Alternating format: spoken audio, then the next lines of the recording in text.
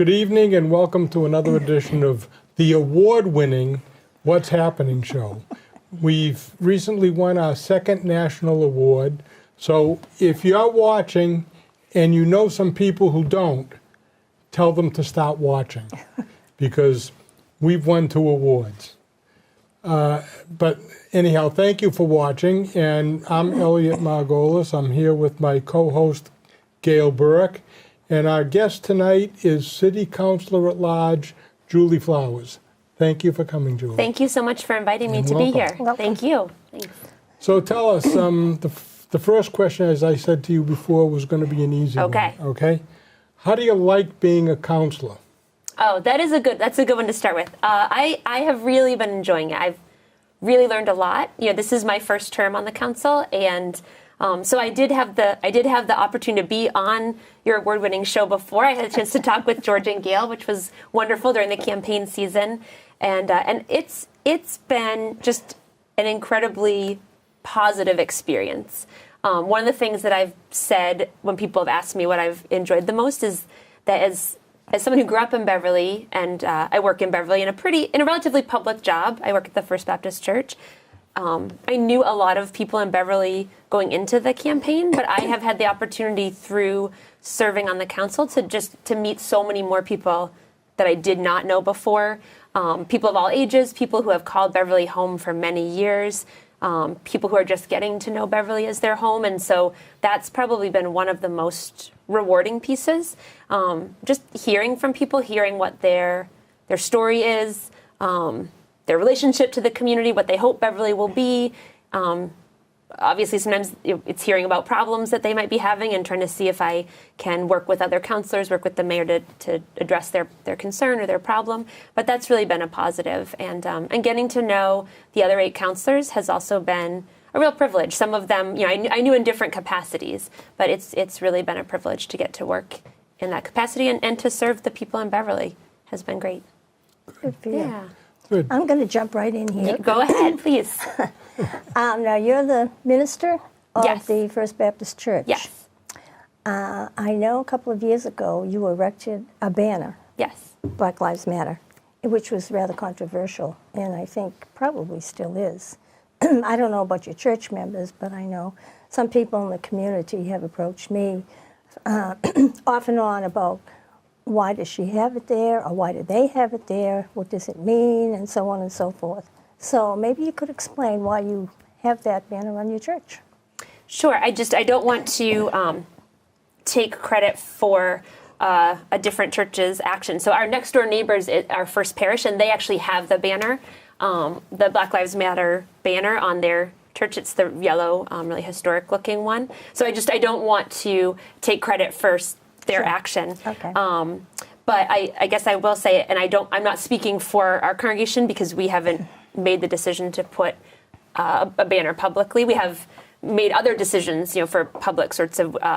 We have a gay pride flag and a trans pride flag. So those are conversations that we've had as a congregation. But just speaking personally, and as someone who was in attendance when First Parish commissioned their banner, they had a public commissioning and ceremony, and they had speakers. So I guess I could just touch on it by just saying that I think one of the reasons that it's important, and I think one of the reasons it's important to have conversation, and just like we're having now, and really appreciate your asking the question and us being able to talk about it, is in our country where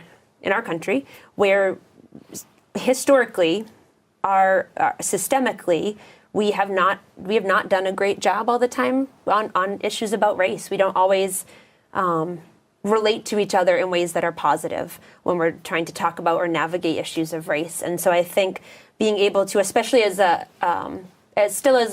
majority white community that like Beverly, to have a way to say that we see and recognize our neighbors and our community members who are folks of color and want to lift up their experience as well, I think is an important thing.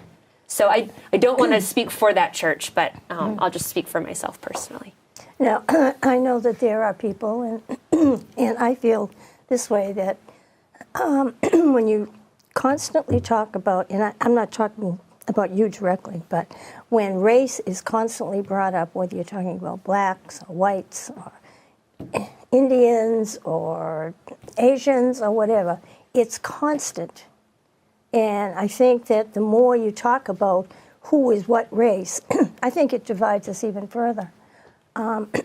Considering Black Lives Matter, I think that all lives matter. That's the way I feel. All lives matter. It's not just Black lives.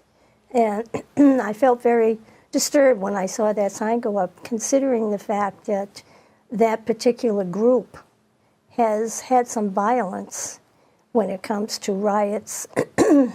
Several years ago, they've been accused of being very, very violent against the police. And I wonder how that affects the police when they see that, because Blue Lives Matter as well. And we know that in the past that police have been shot in their cars. Sometimes the public has a very dim view of what the police do. They don't realize how important they are. Yeah, well, I think there's a lot in your comment, so I'm just thinking it through. I think one of the things, I'll start and then I'll try to address or answer some of what you are raising. I think one of the things that's really positive here in Beverly, and one of the things that I've really appreciated, is that we have a human rights committee that works really hard to bring really important both conversation and events to our community. And what I love about our Human Rights Committee is that it's very broad-based, and whose voice is included. Well, it's really, the meetings are open to everybody in the community, so and any one of us could attend. And they sponsor a lot of wonderful events. But what I particularly love about the structure of the Human Rights Committee in Beverly is that it includes, by design, our police chief to bring together voices. I think you're right. I think perceptions about police officers and perceptions that police officers may have about how the public feels about them may sometimes be convoluted, and we have a hard time talking about that. And so bringing the police chief into the conversation so that he's part of this, I think, has been a really beautiful thing, along with our school superintendent, Dr. Hershey, although he's retiring, as you all know. That we also have another Beverly Public Schools representative, principal at Hannah School, Gabrielle Montevecchi, is also a part of that committee now. But just bringing in, and of course the mayor, and bringing together some of those community leaders with other community leaders, and citizens here in Beverly has just, I think, been a great model for being able to have some of these really difficult conversations and to bring our community together around some of these conversations. I know you were mentioning some concerns about violence with the Black Lives Matter movement, and I think my sense is that, like all broad movements, there are sometimes things that happen that may not speak for that particular that group, and so if there are acts of violence, that's not their overriding objective. But sometimes when we have many people involved in conversations, things happen. Although I always think about Martin Luther King, I think, who said, sometimes riots are the voice of the unheard. So sometimes when our system has really worked to suppress voices, it comes out in different ways. And I think the other thing I would just say is, I think your concern about when we say Black Lives Matter, are we somehow saying that other lives don't, is probably one of the most sort of common concerns or conversation that I think happens around this topic. And one of the ways that I think is really helpful for me when I think about it is that to me saying Black Lives Matter is not at all a way of saying that other lives don't, but that when we look at the history of our country, there have been a lot of ways that our systems, the way we do things, have told people of color that they matter less in this country. So it's a way of saying we see you and you do matter, and does not negate other lives mattering in the way that for me, I always think about it like when we lift up one particular need, it doesn't mean that others don't matter. So when we have Breast Cancer Awareness Month, we're not saying that other types of cancer aren't also worthy of investigation and treatment and support for those who are struggling with them, but we're shining a light on one particular issue at that moment. And so I think of Black Lives Matter in that way, where we're not negating that other lives, other people matter as well. I think they certainly do. But I think the general public doesn't see it that way, particularly because when you like I said, when you have such a racial divide. I mean, for heaven's sakes, we elected a black president, and that was supposed to change things and make things better. Apparently it didn't. However, we have a lot of black people who have risen through the ranks. We don't have that kind of discrimination anymore. And but I think now it's turned, and it's changing against Jews, for instance, or whites. And I think it's definitely there. we've seen an uptick for sure in anti-Semitism in our country, and I think we're seeing an uptick in all kinds of racial tension in our country, which to me potentially speaks of how long our history has been where we have not had really frank, honest conversations about race. I know you were saying, does that divide us further when we have those kind of conversations? And I guess I would say that I don't think it has to. You know, I think we see one another and we observe about each other the things that are different, and they don't have to be negatives. But I think when we, as a country, we have tried in some ways to suppress or get over or put aside our history and our Well, I think our history of slavery and racism, and so that when we do that, we're not able to move forward in a way that's really positive and with social change. I think being able to have real frank conversations about it. But conversations go on and on and on. Action speaks louder than words. Right. But let's move on to something else, because we could spend 2 hours on this. Yeah, Sure. exactly. And I have 100 questions on it, and I'm not asking one. You cannot have Okay. 100 questions. I do. But that being said, I want to talk about recycling and this, what I call silly plastic bag law of not allowing plastic bags. Why? So, you know, I think one of the things that we, and I don't want to take credit for another councilor's work, so I'm sure you both are familiar with the fact that Councilor Estelle Rand from Ward 2 was really the driver behind getting the plastic bag, the Bring Your Own Bag ordinance rolling, although the mayor was very much on board. And ultimately, the council did vote unanimously to approve it. So I just... I don't want to act as though I was a driver on that. No, you don't have to be a driver. You voted for it. No, so I'm happy to answer. I hate to take other people's credit. So, you know, I think when we look at our community and our planet, and when we look at especially being an ocean community, we know that in the ocean right now, plastic is quickly, the weight of plastic per portion of the ocean is becoming greater than anything else. So if you scoop up a bunch of ocean water, those tiny particles of plastic are really concentrated. And so we can't see them because plastic, it breaks down, but not all the way down, you know. So I think it's incumbent on all of us who share the planet to do what we can to try to take better care of it. But I think as an oceanside community, it's especially incumbent on us to make sure that less plastic is getting into our oceans, where it's getting consumed by plastic bags, are particularly consumed by sea turtles or other animals that are looking for jellyfish, because they resemble jellyfish when they're floating. But it breaks down and gets inside the fish that we eat, gets into our water and our ecosystem. And so I think if there's a way to minimize that impact by bringing reusable bags, it's a step that we can take together. Okay, but the biggest problem with the plastic bags is in Africa and Asia.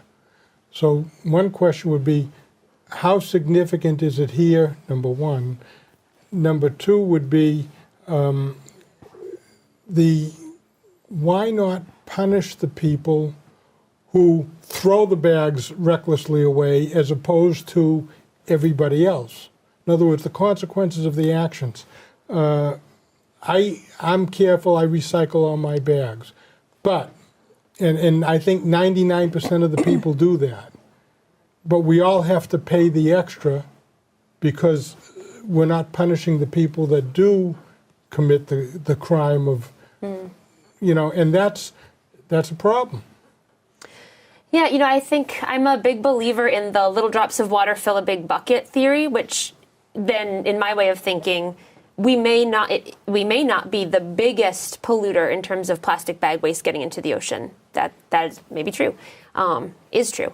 But I also think that doesn't remove us from responsibility in doing what we can do. And so our small changes and other people's small changes can have a big impact. I think the other thing about plastic bags, because I hear you, you're saying you responsibly take care of your plastic bags, and I think many people do try to do that. We're taking them back to grocery stores, putting them in those recycling boxes. I think the other thing about plastic bags is that it takes petroleum to produce them, and so it's not just the plastic bag waste, but the more single-use plastic that we go through, the more petroleum that we're also drawing on, which is just a different kind of commodity. It's a dirtier kind of commodity. The process of making them pollutes the environment more than if we're not making so many single-use plastic bags. So I think that's the sort of flip side of it, that, when I'm going into a store and bringing my bag, which, I'll be honest, just probably like most of us,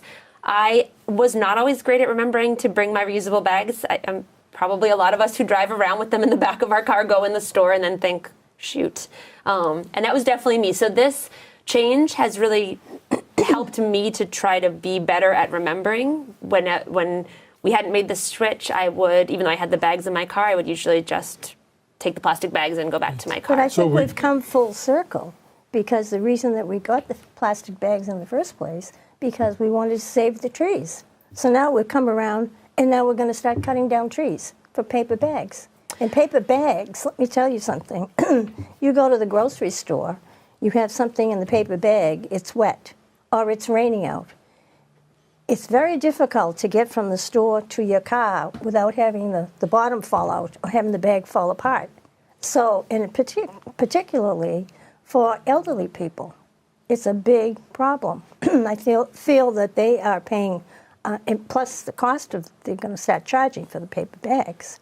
I think the cost of it is going to go up, and it's going to punish everybody. They're going to charge more for the products to pay for the bags. Well, which hurts everybody, particularly those who are on a fixed income. Yeah. Well, I think one thing that's been really, I think, a positive that the city of Beverly has tried to do to help people in this transition is, you may already know this, but you can go to City Hall and you can get some free reusable shopping bags from the city of Beverly. And so, to address exactly what you're talking about, not everybody can afford to go out and buy reusable bags right away. And so, making those available, thinking about ways that we can help distribute those. And then they can be used over and over again. Because I think you're right. I mean, the solution of just using paper to replace plastic obviously also has an impact. And you're exactly right. Sure. And so I think what hopefully all of us will get more used to is being able to bring and remember some kind of reusable bags. And there's lots of options out there. And I think it's always interesting to think about, in some ways, this feels like such a big shift for us, and it is, for the way that we're used to doing things.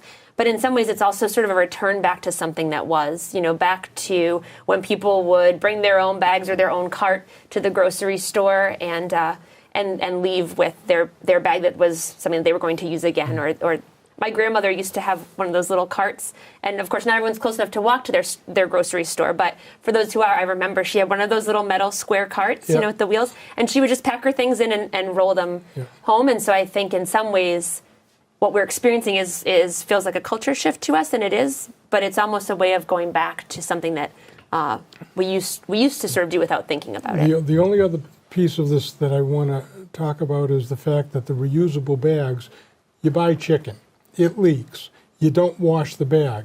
All of a sudden, there's going to be a salmonella problem, not only on and everything else that you buy, because not everybody's got a washing machine in their home to wash the bags from the stuff that leaks. So that's a problem.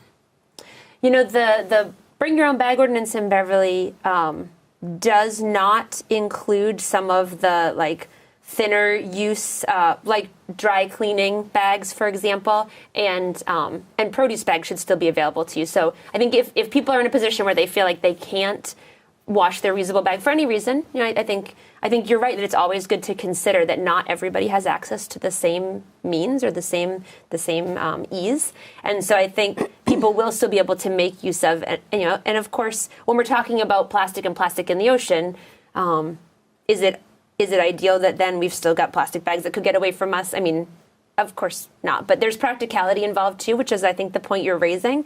And so people should be able to still put their chicken, for example, into one of those thinner produce bags, just to protect their bag their reusable bag if they feel like it's something that they can't easily wash. Okay, you want to? Oh, yeah. Well, I wanted to talk to you about a meeting that you had at City Hall. I think it was in March. Maybe it was the other night. I'm not sure. The students were campaigning to lower the voting age. And I know that they're part of a group, or they formed their own group, Vote 16, or Vote 16 Beverly, which was formed following the March of Our Lives rally held at Lynch Park. Now, the 16-year-olds and 17-year-olds, I guess, are part of this group, and they're hoping that the city council, they were hoping the city council would vote to change the vote to the voting age to 16. It was voted down, but you voted for it. Yes. And maybe you could explain why Sure. you voted to have 16-year-olds. Sure. to vote. Yeah, thank you. And you're right. That's a great question. It's a really current. It is a meeting we just had, so Yeah. You're exactly right. And I thank you for asking about it. So you're right to say that there were students here in Beverly. Many of them happened to attend Beverly High School, but not all. They are all Beverly residents, however, and they had been working together to think about and learn about, and then try to help educate us about, and us being the city council in this case. Although they did come and speak before us at multiple meetings, different students, and so I think people who were watching on BevCam, I'll give BevCam a little shout out while we're here, people who were watching on BevCam also got the benefit of hearing their perspective, and we also had some speakers who came and offered the other point of view, were in opposition to Vote 16, which, you know, we started off talking about the importance of conversation, and so I felt like that was really a positive to hear points on both sides. And so the students were coming and helping to talk to us about why they thought it made sense to extend the voting age to 16, well, minimum 16, so 16 and 17 for municipal elections only. So that would be just local elections. And so I was quite honest with them from the beginning that when they first approached us about this idea, my initial reaction, as I think was the reaction of all of my colleagues, including the other two councilors who voted in support of the resolution, was, you know, I'm not sure that this can work, but I'm certainly willing to hear you out. And so over the course of time when they were coming and presenting to us and speaking to us, they had a few points that were particularly compelling for me and helped me to shift my initial perception that this idea of moving to voting at 16 and 17 in municipal elections probably couldn't work, to feeling like it made sense in many ways. And so one of the things that they talked about was the fact that voting is a habit. And you know, I think we know that. Those of us who are habitual voters, we know that it's something that the more often you vote, the more often you vote, right? So voters who never go to the polls often don't suddenly shift that habit. But voters who go all the time usually continue that habit. Even in elections that are municipal elections where nothing is contested, voters who are habitual voters will go because it's the right, you know, they felt it's the right thing to do. Now, my fear is, just like out in San Francisco, they did that. And now they're looking to make it go beyond municipal. I don't believe that 16-year-olds and 17-year-olds have the maturity to understand what's going on. Perhaps the students that you talked to did, but I think on the whole, for instance, most 16 and 17-year-olds have no idea about how government works, whether it's city government, state government, or the federal government. And I think that they're given a little bit too much credit now these days because they go out and they protest against gun control, they protest against this, and they're very visible, which doesn't mean that they have the maturity to really know and understand what they would be voting for. And that concerns me because we have situations like sanctuary cities coming up. Which is the issue we want to talk about too, because they're running out of time. We're running out of time. Sanctuary cities. Well, can I just quickly address Gail's? I'll be fast, I promise. I will just say that one of the things, or two things, is one of the things I learned from them is that voting is a cold cognition activity. It's something that employs a part of our brain that is reasoned decision making, not impulse control. And we know that the part of our brain that's our impulse control continues to develop well into our 20s. I mean, I think we all kind of know that, and so often say, oh, high school kids are not mature enough.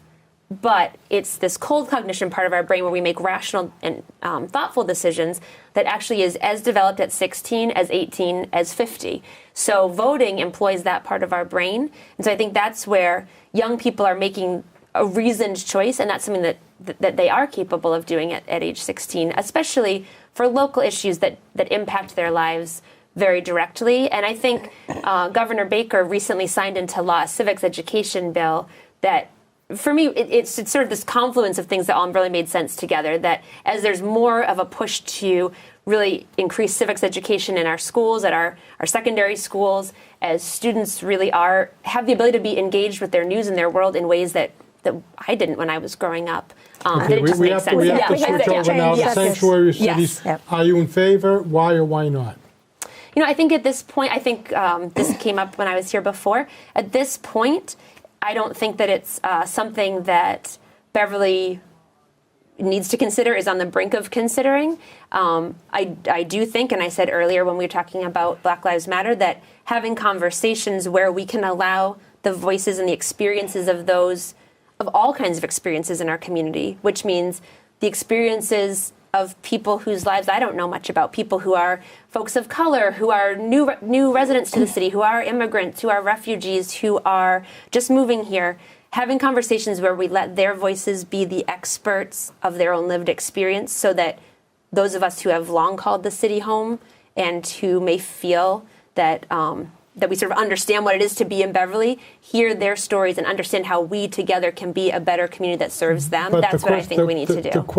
All right, but the question on Sanctuary City is more like, do you think it's okay that people break the law to come into this country, and then we have to service them with our tax money, and we have to educate them, which hurts, frankly, the education of our own citizens, because a lot of them don't even speak English, which means when they're integrated into the classroom, the kids that do speak English suffer because of the kids that don't speak English. And that's a real problem. My daughter-in-law, who is a teacher and a liberal, is opposed to doing that kind of a thing because it's hurting her kids in her classrooms. You know, I wish we had more time, because immigration... We only have one more minute. Well, I was going to say, it's such a big topic, and so I think when I was here before, we talked about how what I really believe we need is a better immigration process for our country. There you go. So Congress ought to start doing its job instead of complaining. And I think we make it incredibly difficult for people who are fleeing incredibly awful situations, who want to be here, they want to be part of this country, and we really set up a lot of boundaries to being able to get to that end. And so I wish we had more time, because I think... We'll have you back. We have to discuss this stuff. And we certainly have to get back to the voting age, because that could happen. Yeah. Well, I was going to say, and that could happen. And unfortunately, what happens is, in my estimation anyway... Say goodnight, Sarah. Just a minute. It's a matter of emotion. And that's how these kids are reacting. It's emotional. And I'm afraid that's how they would vote. Anyway, we'll have to continue. There's so much more to say about why I was in support of it. Okay. Yeah. Thank you very much. Thank you for coming, Julie. Oh, thank you for having me. Thank you for the conversation. Okay. And thank you all for watching. It's been an interesting conversation. We'll see you next time. Bye-bye.